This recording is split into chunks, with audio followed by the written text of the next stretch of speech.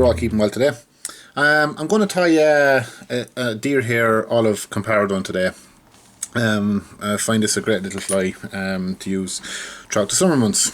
So I have a Kamastan B440 dry fly hook and device. It's a size 16, and I'm going to use an olive uni-thread 8/0. Seeing as it's an olive fly, I just keep it olive. Be that. You don't have to. You can use silk. You can use a dark green thread if you have it. If you don't have olive, it's fine. But I like to tie my little olives in an olive thread. So now that I've just put down a layer of thread onto the hook, I'm going to put in a tail, and the tail I'm using is the fibres I'm going to use for a tail is a Coq de Leon, and I have a little piece that's I've been using for my flies. So I'm going to pull half a dozen strands off that. Now if you don't have Coq de Leon, it's fine. If you don't have a medium speckled and you only have a dark one, 100% use that. Again, if you don't have any Coq de Leon, microfibrils will do, and even the long fibres from a cockhackle will do. So it doesn't have to be specific to what I'm using. Any tail fibres will work on this fly. So I've pulled off half a dozen, give or take, and I'm just going to measure them up. So I want my tail to be a little bit shorter than the length of the shank of the hook. So we can put it on, we can tie it in, and we can measure up, we can adjust afterwards. So just very easily, just making sure that fibres are on top of the hook.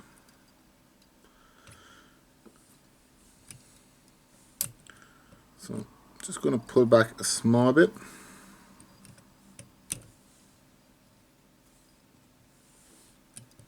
That's perfect.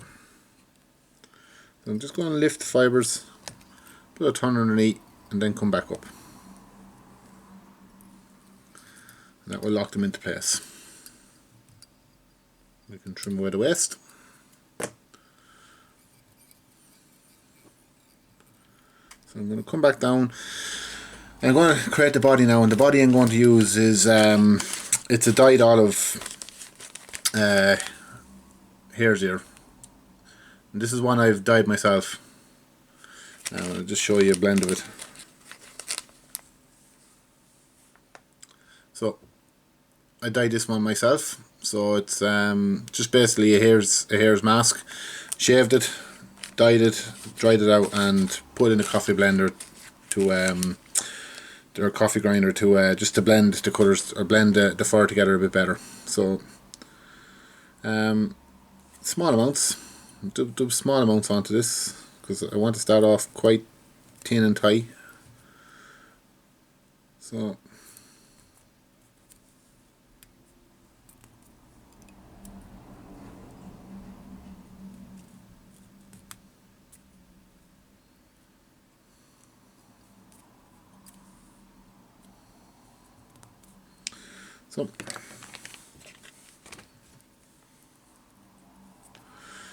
we'll begin to create our body. So just winding up.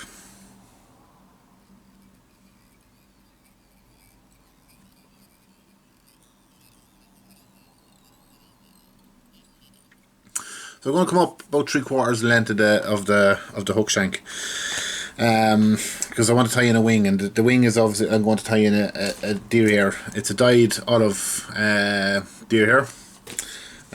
This is it here. So been using it earlier on. Good little good quality deer hair to use. So I'm going to take off a small pinch.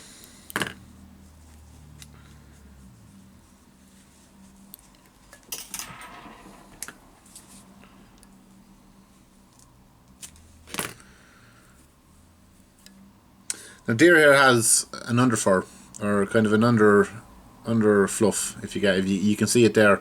So you need to really take them off. You need to pull that out, otherwise it won't stack properly. So just pulling them out, just pulling out that under fur.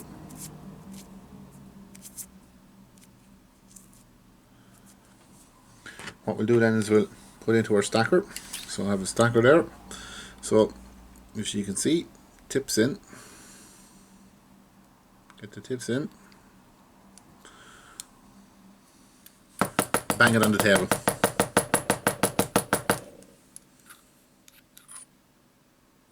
And there you can see that it's stacked. And you can pull it out, and it's ended up all stacked together. So I'm going to measure it up to my fly. So again, I like my wing to be about the length of the hook shank. So once you've got that and you're happy with it, just come up. I'm going to tie it in up here. So pinch and loop, pull down, pinch and loop, pull down, a couple of tight wraps. Just let it splay out. Don't worry about it. We'll pull all that deer hair back into shape. So not letting go of the back. I am just going to trim this away then. Any stray deer hair that didn't get cut or didn't get cut away, just you can just trim it. So now, don't worry about the way the deer hair is all splayed out there. We're going to just tie up this fly now. So just grabbing it with my 2 fingers and just going to pull it up as I'm doing there. And I'm on it there, and I'm going to get a couple of tight wraps just in tight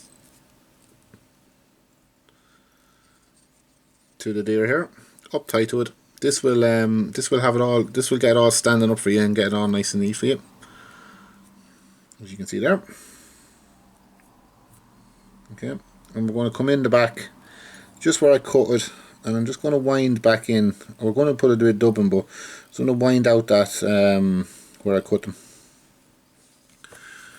And we can just trim away any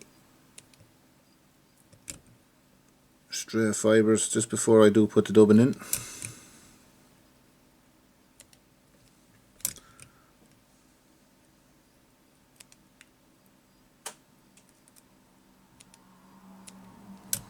Just before I put the dubbing in, we'll just go around and we'll just tidy it up now in a minute.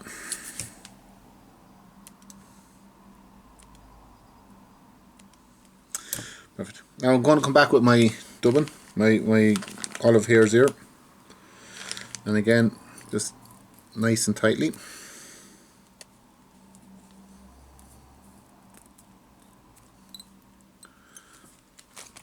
I'm just going to come up behind where I have the wing tied in, nice and tight, and then I'm going to pull back and I'm going to put a wrap in here just in front of it. That'll hide where I've tied in or cut the deer hair in the back, and it'll also get the deer hair to stand up a little bit better when you put a wrap on the front. So nice and tight to the deer hair. And we come back up then and we create a little green head with the thread. A couple of wraps. Make sure everything is just held back and doesn't get caught in. Just like that. And what we'll do then is we'll come in and we will whip finish.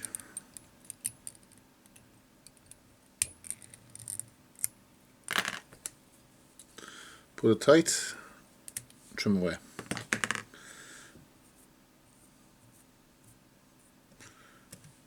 And there you have it.